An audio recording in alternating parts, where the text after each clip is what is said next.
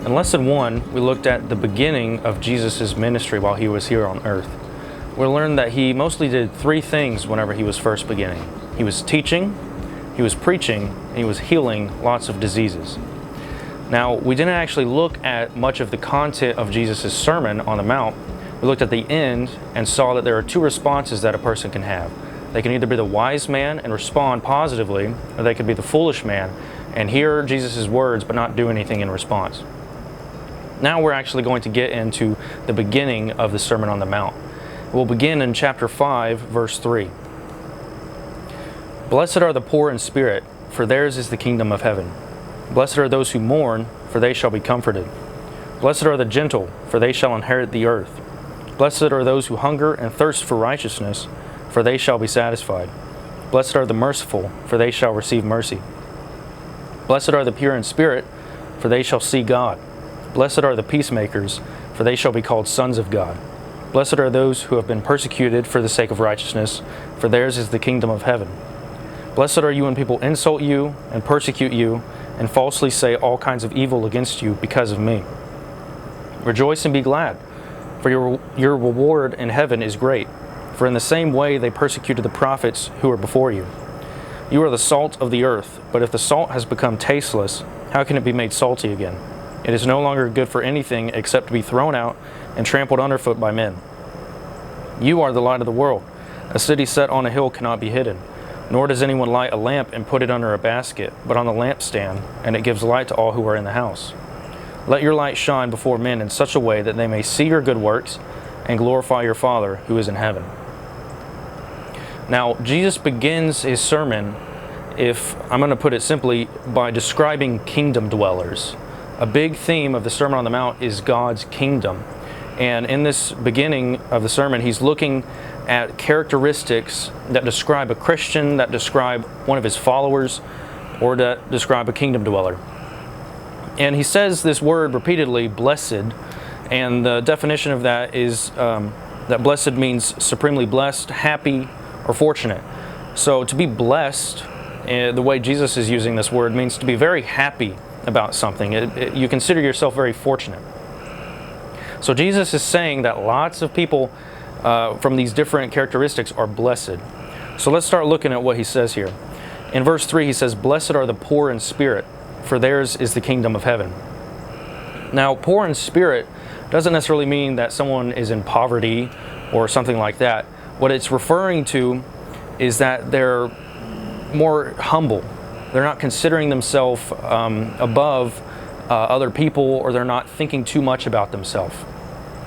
So to be poor in spirit basically means that you understand that you're a sinner, you understand that you don't deserve heaven on your own, and you can't earn it on your own. You're not trusting in yourself for heaven, but instead you understand that Jesus is the only way to get into heaven. So you have that humility about yourself, and Jesus considers people that have that humility as blessed, as supremely happy.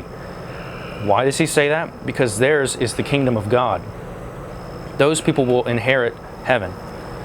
If we go on in verse 4, it says, blessed are those who mourn, for they shall be comforted.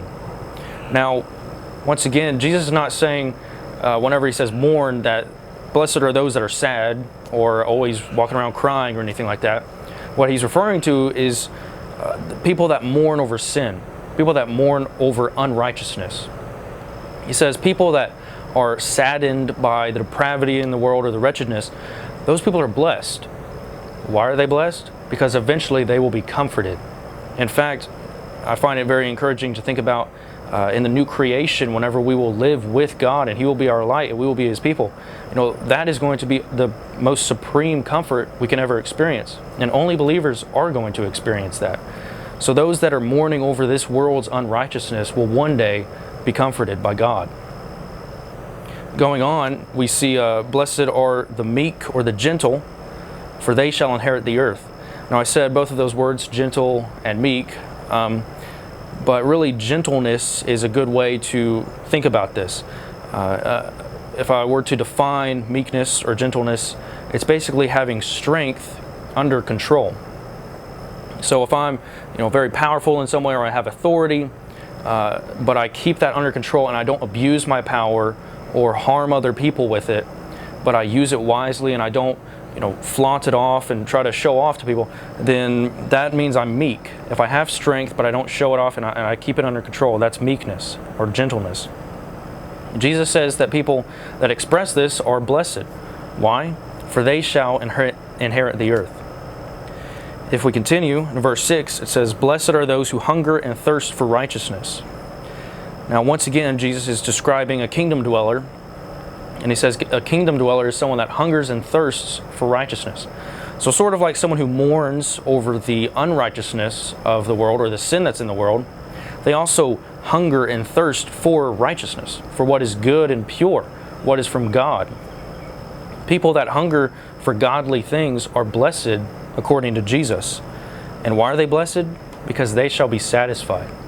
Once again, ultimately, whenever we are in heaven or in the new creation, we will be completely satisfied with God and being with Him and being His people. But also as a Christian, whenever you recognize that you have a need for righteousness and the world has a need for righteousness, but then you see that Jesus has offered His own righteousness in your place. If you accept that righteousness, if you take it and you receive it, then you'll be completely satisfied. And Jesus considers that blessed. In verse 7 we read that blessed are the merciful, for they shall receive mercy. Now mercy, I've heard it said this way before, is not receiving what you do deserve. So if someone's going to show me mercy, it would be if I've done something against them that deserves punishment and they don't give me the punishment I deserve. Which of course, the greatest example of this is that God has not chosen to punish His people, but instead to show mercy to them. Why does Jesus say that such people that show mercy, that don't abuse people or don't punish people whenever maybe they deserve it, but instead show mercy to them, why does He say they're blessed? Because they themselves will receive mercy. And of course, if you're a Christian, you have received glorious mercy from God. If we continue in verse 8, "Blessed are the pure in heart, for they shall see God." Now, purity is, if you want to think about it this way, it's something that's not been stained by anything. It's 100% one thing. It's completely clean. And whenever Jesus says that the pure in heart are blessed, whenever He's referring to that, He's referring to people that desire godly things, that desire righteousness, people that have a pure heart, that have a pure character, if you want to think about it that way. And Jesus says that such people are blessed. Why? Because they shall see God. If you look at verse 8, those that are pure in heart, that's only a characteristic that you're going to find amongst those that are Christians. You're not going to find that amongst people that aren't saved. Because whenever Christ saves us, He gives us His righteousness and we begin to grow and be more like Him. So someone that's pure in heart is someone that's been saved, someone that's going to heaven. And those people will one day see God. And that's why Jesus says that such people are blessed. If we continue in verse 9, it says, "Blessed are the peacemakers, for they shall be called sons of God." Now, peacemakers, of course, are people that strive to have peace. They strive to reconcile people to one another, and they don't strive to have feuds with themselves and others. Jesus says that such people are blessed. They are supremely happy. And why does He say this? Because they shall be called sons of God. Now, I like to think of this part in verse 9, that they shall be called sons of God. That in many ways is one of the most fantastic compliments someone could give you as a Christian. That your behavior as a peacemaker or in some other way is reminding a person that you are a Christian, and it reminds them of God. I take that as a very big compliment if someone were to say that. And Jesus says that whenever someone sees you and they think of God, they think this is how God would act, and they say that, He says such a person is blessed. And then finally, "Blessed are those who have been persecuted for the sake of righteousness, for theirs is the kingdom of heaven." Now, I want to point out, persecution basically means to drive someone out, that's really the truest sense of the word, is to drive someone away. And whenever someone persecutes you, sometimes it could be because you did something you weren't supposed to. People can be persecuted for doing bad things. But what Jesus is talking about here is whenever you're living as a kingdom dweller, whenever you're poor in spirit, whenever you mourn over sin, whenever you match these characteristics, whenever you are a Christian and you're living righteously and people don't like that and they persecute you because of it, Jesus says that you're blessed. And we may be kind of baffled at that, but he gives the reason why in verse 12. He says, whenever people persecute you, you should rejoice and be glad. For your reward in heaven is great, for in the same way they persecuted the prophets who were before you. So Jesus says that people that are persecuted for righteousness' sake, there are two outcomes of that. One, their reward in heaven is great. And because of that, Jesus says people that are persecuted for righteousness are blessed. Secondly, he says that in times of old, they treated the prophets in the same way. They persecuted the Old Testament prophets. Now also think about this.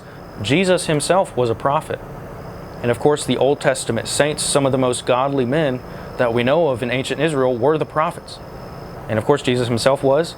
So whenever Jesus says that when you're persecuted for righteousness' sake, you're counted amongst the prophets in many ways, you're being counted among some very, very great people. And of course, Jesus himself, the greatest of all. So Jesus considers that even though it may be painful to endure persecution, you're in very good company. And Jesus considers such a person blessed. So we've seen in all of this that Jesus is referring to sort of generally, blessed are these people and these people and these people. But he's going to change a little bit starting in verse 13, and he's going to refer specifically to his audience and say, blessed are you when such and such happens. So in verse 13 he says, you are the salt of the earth, but if the salt has become tasteless, how can it be made salty again? It is no longer good for anything except to be thrown out and trampled underfoot by men. So Jesus is speaking about, once again, how his kingdom dwellers should live.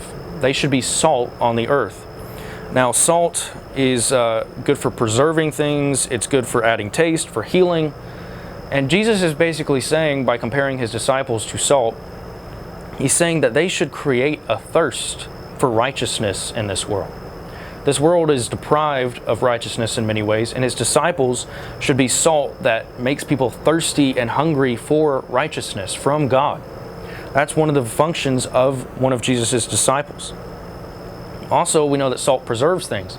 Well, we should preserve Jesus' teaching, such as on the Sermon on the Mount. We should teach that to others. We should preserve it. We should make sure that we teach it correctly and that we are handling it how he would want us to. And Jesus compares his disciples to salt that do these things. In verse 14, he says, you are the light of the world. A city set on a hill cannot be hidden.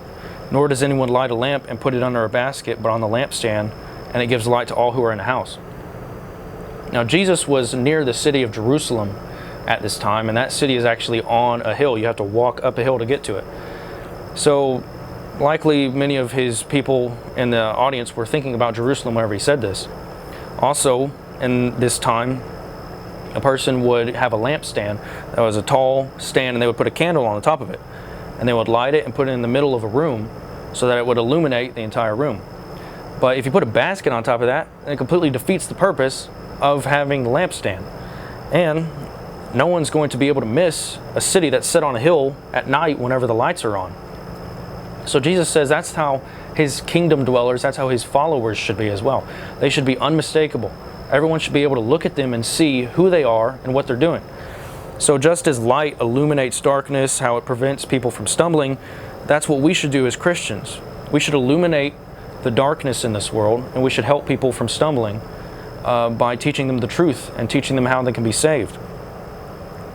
And Jesus says that whenever we do this, if you let your light shine, if you are salt in this world, then people are going to see your good works, and their response is that they're going to glorify God in heaven. And Jesus is very concerned that this is going to happen. He wants this to happen. So in all of this, in chapter 5, 3 to 16, we see a description of Jesus as kingdom dwellers. But I have to point out that many of these things, especially the Beatitudes, those first blesseds that we looked at, we often don't fulfill those on our own. Many times we don't mourn over sin, but we actually engage in sin. Many times we aren't meek, but we abuse power that we may have. Many times we may not show mercy towards others. So Jesus is saying that people that do these things are blessed, but we know that we haven't always done those.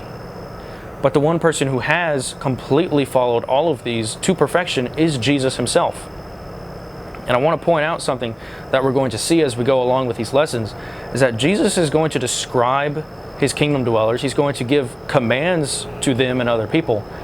But ultimately, on our own, we can't live that way or follow those commands the way we should.